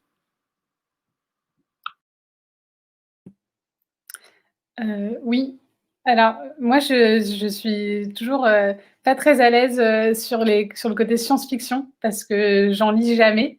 Mais en tout cas, ce qui est fort, c'est que quand Katie parle en fait de science-fiction, en fait je comprends sa science-fiction. Parce qu'en fait, je partage son constat, c'est qu'en fait, souvent, la science-fiction que moi je connais, en fait, qu'on m'imposait quand j'étais petite, tiens, lis de la science-fiction, c'est rigolo, c'est cool. En fait, c'est ultra boring, quoi. En fait, c'est des gens qui vont aller conquérir des planètes avec des monstres et des armes hyper violentes. Moi, ça me faisait flipper. Enfin, c'était pas ultra intéressant, en fait. Et ce que j'apprécie, en fait, c'est justement ce que dit Katie, de dire qu'à un moment donné, finalement, notre imaginaire, c'est pas forcément celui de la colonisation, celui de la conquête de l'homme le plus fort. C'est qu'en fait, il y a d'autres manières d'innover que de conquérir une planète pour produire toujours plus, quoi. On peut construire d'autres imaginaires et notamment comment faire une place à tout le monde, comment faire en sorte aussi que les vulnérabilités, ce soit pas quelque chose contre lesquelles on lutte, quoi. C'est quand même bizarre, quoi. En fait, à chaque fois que quelqu'un est vulnérable, on dit qu'il est discriminé, qu'il fait partie d'une minorité, qu'il va falloir faire attention et faire en sorte qu'il monte en compétences et en capacité. Enfin, peut-être accepter aussi les vulnérabilités, les différences, etc. et dire que c'est complètement OK. Et du coup, d'un coup, ça me parle beaucoup plus. Et en fait, ça me rappelle franchement notre univers professionnel de la fonction publique, où finalement, l'enjeu, c'est toujours de mieux remplir ses indicateurs, de faire que le service public soit plus performant, etc. Et en fait, du coup, on n'a plus aucune autre modalité de transformation de l'action publique. Et d'ailleurs, c'est intéressant quand on voit le chat, les discussions qu'on a. Souvent, on reglisse vers les questions d'innovation, de performance, de services usagers, etc., d'évaluation. C'est des sujets qu'on connaît très bien, dont on entend beaucoup parler, mais en fait, on a du mal à s'émanciper de ces sujets qui nous sont imposés finalement par une culture de la performance, de l'OCDE, de la Commission européenne, de Bercy. Et finalement, les autres cultures, elles ne sont pas entendues comme des modalités de faire différemment. Voilà. Awa, Macan, est-ce que ça vous donne envie de réagir? Est-ce que, alors, Macan en particulier, c'est vrai que tu as eu très peu de temps pour nous présenter Hypercube et la banlieue du Turfu, mais moi j'ai eu la chance de naviguer dans tous vos carnets de bord collectifs. C'est extrêmement riche en termes de références. Il y a Booba, bien sûr, pour le Turfu, mais il y a énormément de livres, de films, de musique. Est-ce que tu peux nous raconter un petit peu comment vous exploitez ça? Donc, on a créé j'ai rencontré Max il y a 1 an et avec le Design Fiction Club et la Gaieté Lyrique, on a décidé de créer un espèce de séminaire participatif en ligne à cause du Covid, dans lequel, comme je disais, nous pourrions ensemble aller dans le Turfu et créer ce chemin en fait vers le Turfu. Pourquoi? Parce que j'ai toujours pensé ce travail collaboratif. J'aurais pu le faire en tant que designer, j'aurais pu faire et peut-être que je le ferai un jour, un roman ou de la science-fiction comme ça, mais je me suis dit que c'est vraiment, je pourrais pas le faire tout seul. Du coup, ce qu'on a fait, c'est que on est parti sur le terrain, créer des fictions avec des étudiants du micro-lycée du 94.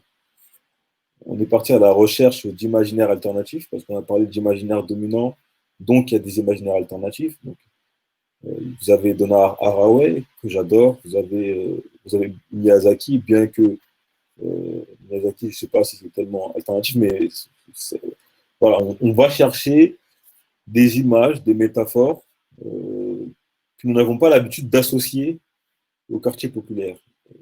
Et ensuite, on est parti à la rencontre d'artistes, d'entrepreneurs qui ont des démarches assez mélangées, assez cuir d'ailleurs. Par exemple, je connais une artiste dans la mode qui a créé un kimono africain ou un restaurateur qui a créé un espèce de plat mi-italien, mi-ivoirien. Donc voilà, on va à la recherche de ces mondes mixtes et surtout, on essaye de faire la banlieue du Turfu ensemble, avec plaisir, c'est pour moi important, et avec joie. Et plutôt que de dénoncer, pourquoi ne pas s'émerveiller? Et tout ça en se confrontant au réel. Parce qu'encore une fois, il n'y a pas d'opposition entre l'imaginaire et le réel. L'imaginaire enrichit le réel. Un réel sans imaginaire, c'est de la robotique. Donc voilà un peu. Après, Ketty, on discute souvent, elle m'accompagne, elle m'aide aussi. Parce qu'il y a une forte dimension psychologique dans le Turfu qui ne se voit pas, mais que je continue à explorer avec Ketty.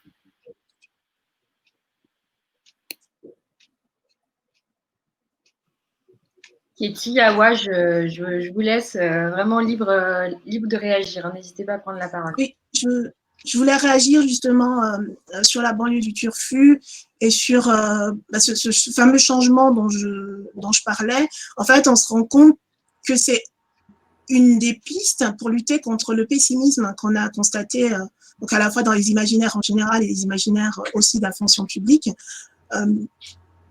Ça fait des années que je travaille notamment sur les ateliers d'écriture, sur comment est-ce qu'on peut induire du positif. Et en fait, c'était pas tout à fait le bon levier. Finalement, quand on change de perspective et quand on donne la parole à ceux qui ne l'avaient pas, et ben de manière quasi automatique, on est sur des choses beaucoup plus riches, sur des choses beaucoup plus ouvertes et aussi sur du collectif. On sort de ces destins individuels qu'on adore mettre en avant dans nos récits. Finalement, on va avoir plus des pensées collectives. Et d'avoir des pensées collectives, ça va donner des imaginaires beaucoup plus optimistes et beaucoup moins écrasants. Et j'ai suivi effectivement le travail de Macan sur la banlieue du Turfu et l'effet est le même. L'effet est le même, c'est-à-dire qu'on entend des choses qu'on n'a pas l'habitude d'entendre et on autorise finalement la parole à ceux qui ne l'avaient pas. Et c'est pas simple, parce que ceux qui ont l'habitude de faire taire, c'est compliqué. Ceux qui ont l'habitude de ne pas être écoutés, c'est compliqué aussi de parler et d'un coup d'être vrai. Mais ça se travaille. Et effectivement, la dimension psychologique de tout ça, enfin, moi, ça m'aide en tout cas d'être diplômée en psychologie et de faire ce travail que je commence, puisque je commence une thèse en fait en psychologie sur la question des récits, des approches narratives, appliquées à des personnes âgées en psychiatrie. Donc, je crois que c'est clair. Moi, la marge, c'est ce qui m'intéresse. Et je pense que si on arrive à travailler avec des personnes âgées en psychiatrie, donc plus de 60 ans avec une maladie mentale, et non pas forcément les personnes à qui on penserait quand on pense futur, eh bien, si on arrive à travailler avec ces personnes-là, je pense qu'on aura des méthodes qui vont être accessibles aussi à d'autres publics. Si je peux rebondir justement sur ça, moi je suis assez d'accord avec Julia. En fait, j'ai eu énormément de mal avec la science-fiction pendant très longtemps. Lorsqu'on vient d'un pays colonisé, lire même des récits de colonisation, enfin voilà, c'est pas du loisir. Et en fait, je ne veux pas présumer de l'âge des personnes qui sont là, mais moi j'ai grandi avec Terminator, j'ai grandi avec Matrix, j'ai grandi avec Alien. Et en fait, je pense qu'inconsciemment, on a tous intégré cette idée que le futur, c'était la robotisation, c'était les hommes au service de la machine. Et en fait, c'est ce que tu disais, Julia, tout à l'heure, tout ce qu'on a pu vivre, lire, regarder lorsqu'on était plus jeune, aujourd'hui, en fait, ça s'est autoréalisé. Et il faut qu'à partir d'aujourd'hui, on commence à réfléchir à de nouveaux imaginaires que l'on peut créer pour ce qui sera fait demain. Et sur ça, c'est aussi extrêmement important parce que lorsque l'on ne sait pas, lorsqu'on ne peut pas imaginer ce qui est possible, c'est très difficile de l'accomplir. C'est la même question pour la représentation de ce que disait Julia également tout à l'heure. Lorsqu'on ne se voit pas à certains postes et lorsque l'on ne se voit pas dans certains endroits, c'est très difficile de se dire qu'on y a sa place et que l'on devrait également y être. Donc, moi, je vous recommande beaucoup le travail de Katie. Enfin, c'est un peu ce qui m'a, ce qui m'a redonné envie de me dire que la science-fiction, c'était peut-être pour moi. Et je vous recommande également tous les écrits, tous les romans de Nnedi Okorafor, qui est une écrivaine d'afrofuturisme. Pardon, pas d'afrofuturisme, elle déteste que l'on dise ça, d'African futurisme, en fait, où elle se base sur les mythes et les légendes africaines pour créer ses écrits. Est-ce que tu peux nous partager cette référence dans le chat, s'il vous plaît? Tout à fait. Et j'ai partagé un peu plus haut le site Afro-Cyber-Féminisme dont nous parlait Katie. Il est très, très beau.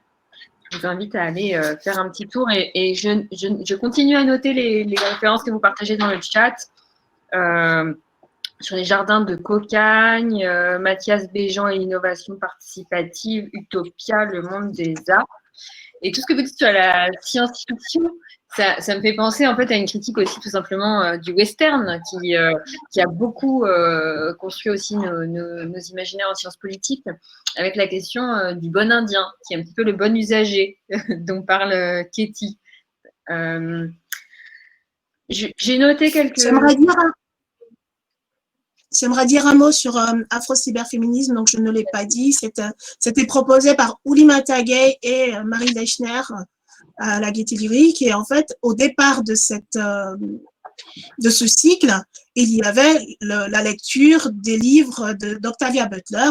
Octavia Butler, femme noire américaine, donc malheureusement décédée depuis un moment, et qui a exploré, qui écrivait de la science-fiction, qui a même eu à son époque des prix très important en science-fiction et qui est assez méconnu. Une partie de son œuvre est traduite. Il y a des sorties cette année d'ailleurs de ses livres. Une partie de son œuvre seulement, hélas. Et c'est quelqu'un qui a exploré des thèmes que découvrent nos auteurs classiques de science-fiction aujourd'hui avec ébahissement, alors qu'en fait, elle est décédée en 2006, donc ça fait quand même un petit moment.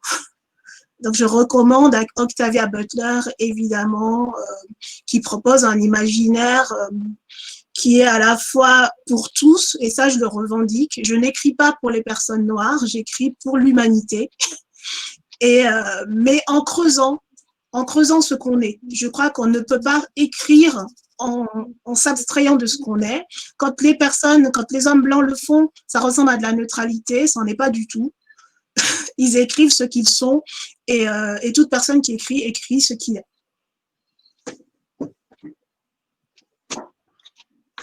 J'ai compilé quelques petites questions sur le chat depuis tout à l'heure, même s'il y a un peu on est un peu un pied dans chaque monde. D'un côté, toutes les discussions sur les imaginaires, et puis d'autre part, les questions que ça nous pose très concrètement sur l'innovation publique, même si ça peut paraître loin. Alors, dites-moi si ça vous parle. On nous demande des exemples peut-être de pays ou de milieux professionnels où tout ce qu'on préconise est davantage en place. On pose la question du jeunisme aussi. C'est vrai qu'on a beaucoup recommandé les jeunes, donner la parole aux jeunes, mais est-ce qu'on peut aussi participer à ce monde si on a plus de 65 ans? Petite question sur l'écriture inclusive qui est absente des discours administratifs. Et puis, beaucoup de discussions aussi sur la performance et l'évaluation qui s'opposerait totalement à une culture moderne du secteur public. Voilà, je vous livre toutes ces questions. Et puis, une question aussi sur l'inclusion numérique. Et le fait que, tout simplement, avec la numérisation des services publics, si on a plus de 65 ans, on peut aussi se trouver immédiatement à la marge. Je vous livre toutes ces questions en vrac et je vous laisse la parole.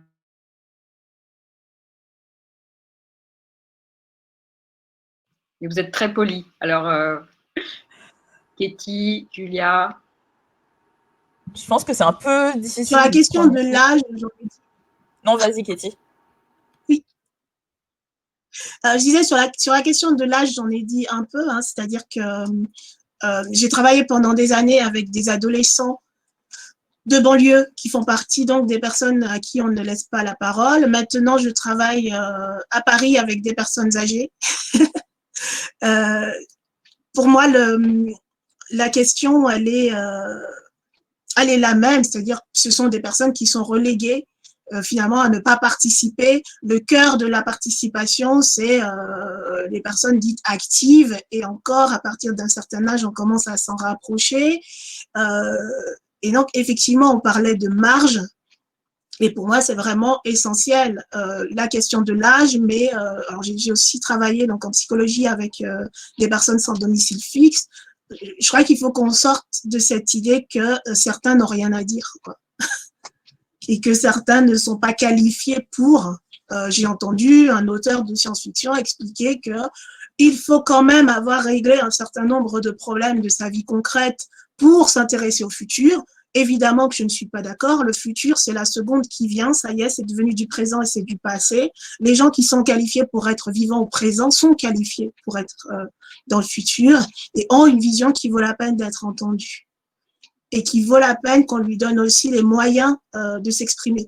Il y avait une intervention sur le langage et je crois qu'il y a quelque chose aussi dans l'accessibilité du langage, avoir les mots pour dire ce qu'on a à dire, et sortir des jargons qui parfois enferment les personnes de l'endroit où la parole est possible.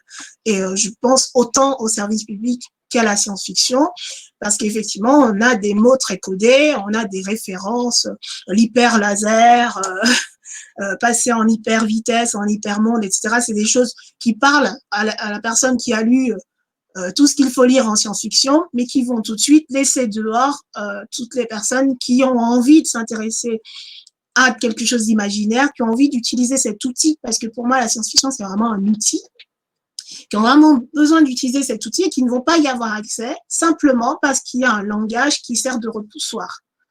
Donc, il me semble que ça aussi, c'est important.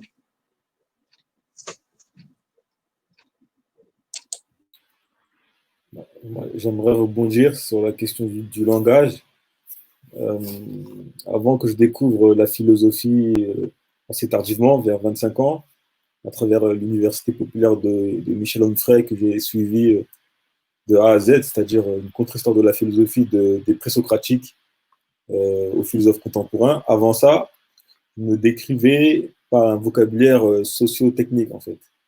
Je ne me rendais pas compte que ma vision du monde était préfabriquée, pré-scénarisée, préconstruite par les concepts et les idées des sociologues des années 80, 90, 2000. Et donc, du coup, je me décrivais et les habitants ont l'habitude de se décrire à travers cette grille d'analyse. Mais quand tu découvres des philosophes, tu as un panel d'idées, de manières de faire et de voir et d'être. Tu as accès à tout ça, en fait. Et moi, je suis tombé sur Nietzsche, que j'ai adoré Nietzsche sur plein de niveaux. Et un exemple de niveau que j'ai apprécié chez lui, c'est que dans le quartier, la force est une question, la force et le masculinisme, on va dire, est une question importante. Il faut montrer que tu es fort. Il faut montrer que tu peux répondre en cas de bagarre ou de violence. Il faut montrer que tu es sur la place publique, justement, tu vois, que tu occupes une place. Et Nietzsche renverse cette perspective en disant que la force, c'est à la fois la vulnérabilité et une espèce d'énergie solaire. En fait, un danseur et quelqu'un de fort. Tu vois. Et dès que j'ai découvert Nietzsche, j'ai mis de côté toutes ces grilles, à savoir je suis diversité, chômage, crise, etc., pour me décrire à nouveau. Et donc, ça ne se voit pas, mais sans ce passage philosophique, je n'aurais pas pu penser le turfu, en fait. Sans ce pré-passage par la philosophie qui permet d'ouvrir les chakras, qui permet d'ouvrir les manières de se percevoir soi, les manières de percevoir les autres et le rapport à la France aussi. Je ne pouvais pas inventer le turfu. J'étais trop bloqué dans une espèce de matrice là, et tout était fermé, tout était noir. Et d'ailleurs, quand j'ai commencé à travailler sur la banlieue du turfu, il y avait deux populations que je devais éviter. La première population que je devais éviter, c'était justement tout ce qui est politique publique, parce qu'eux, ils auraient dit, c'est pas concret, mais qu'est-ce que vous allez faire avec ça? Mais enfin, j'aurais une liste on m'aurait fait une liste de ça rentrait pas dans la case. Et l'autre population que je devais éviter, c'était mes potes, mes amis, les gens autour de moi, parce que eux, c'est pire. Il y a des tueurs d'imagination, c'est-à-dire que dès que tu as une idée, un truc qui sort un peu de l'ordinaire, qui n'est pas très palpable, un peu philosophique, il y a une espèce d'auto-exclusion. Non, c'est pas pour nous, donc c'est pas pour toi. Donc c'est pour personne. Et puis, on a une conception des problématiques dans les quartiers populaires, mais la philosophie, on n'en a pas besoin. Ça sert à quoi? Les jeunes de quartier, ils n'ont pas le temps, ils ont des problèmes. Les imaginaires, c'est pour les bourgeois. Donc, c'était vraiment difficile, mais ce passage à travers la philosophie et Nietzsche a été pour moi salvateur. Merci beaucoup. Il est 11h04. Alors, si vous êtes d'accord, je vais vous demander à chacun un petit mot de conclusion. Et peut-être je me permets de l'orienter en demandant comment est-ce qu'on peut vous suivre, comment est-ce qu'on peut continuer la conversation avec vous et contribuer. Awa. Déjà, moi, je voulais remercier tout le monde autour de la table. C'était extrêmement intéressant de pouvoir échanger avec vous. Si vous voulez me retrouver, je suis majoritairement sur Twitter. Je raconte un peu de bêtises, mais en fait, de temps en temps, je dis des choses intéressantes. Et pour peut-être conclure nos échanges de ce matin, je pense, enfin, ce qu'on a pu dire à certains moments a pu sembler être assez négatif, mais en fait, pour moi, c'est très intéressant dans le sens où ça montre qu'on est capable, en tant qu'agent public, de nous remettre en cause, de prendre du recul sur notre travail et en fait, essayer également de ne pas rester dans le statu quo. Et c'est ce qui est le plus important, à mon avis, c'est que on soit capable de penser à notre action et à penser aux impacts de cette action pour nos citoyens et nos usagers surtout. Donc voilà, encore merci. Julia ?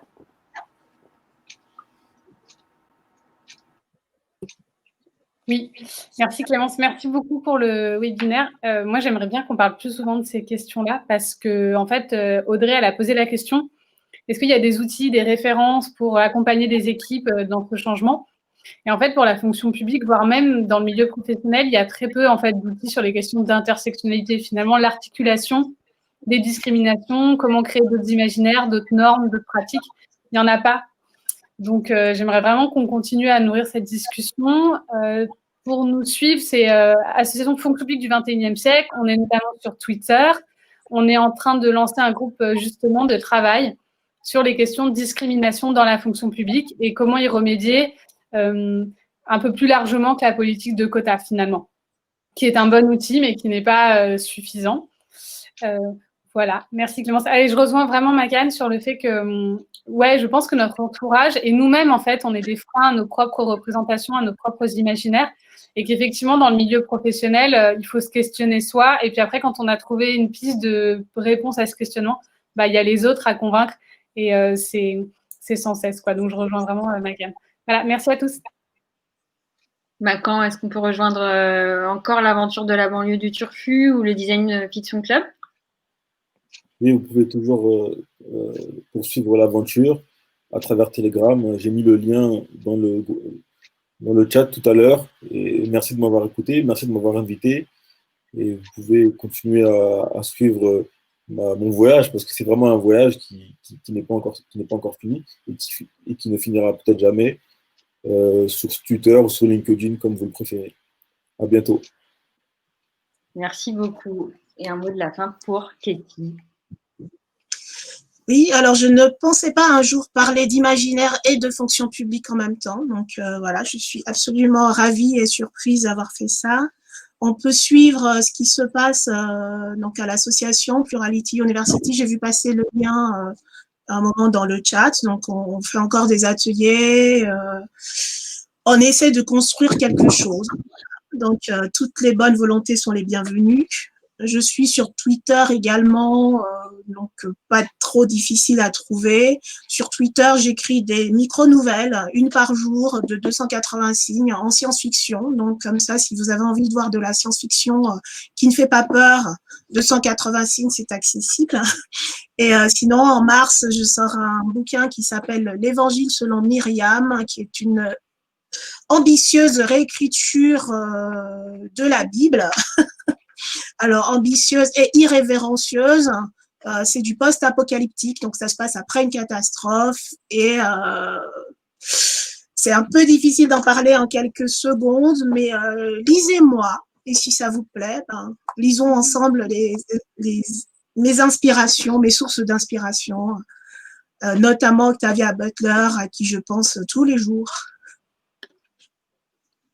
Merci beaucoup. Alors là, on a une liste de lectures tellement longue qu'on va presque avoir envie de rester confiné jusqu'en 2021. Je voudrais rajouter une référence concernant le monde du travail et les discriminations, le travail de Marie Da Silva, qui est une ressource absolument incroyable, qui est coach de survie au travail et qui est quelqu'un qui fait un travail absolument formidable et que je vous invite à retrouver. Je note.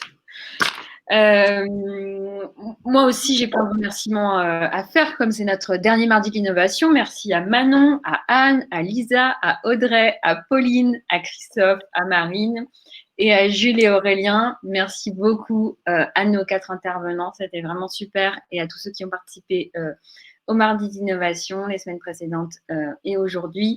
Merci pour votre fidélité.